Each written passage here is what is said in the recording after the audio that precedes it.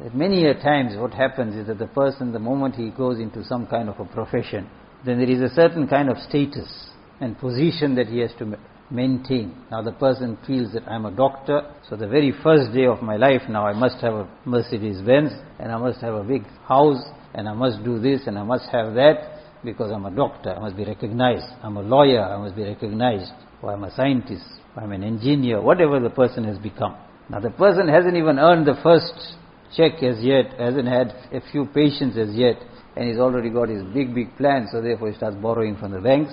So it is better, I said, that you rather drive a small Katara, that is better. Buy one junk and drive it. And I said, for 4 solid years, we didn't even have a car, because the salary was so little that we couldn't afford one. So we used to go on the highway.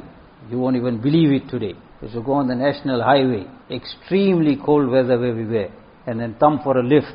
And then somebody might stop and give us a lift halfway, and they drop us there and catch some train from there and go to the next distance from there, catch some taxi and then go to Stanger, visit my parents. That is how. But can anybody say that there was disgrace in that? There was humiliation in that?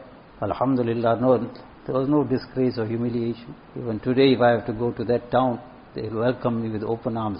With respect, Allah Tabarak wa Ta'ala kept us. And after 4 years, then we purchased one 400 Rand Beetle, which took a long time to pay. So at that time they used to call it Hitler's Spook.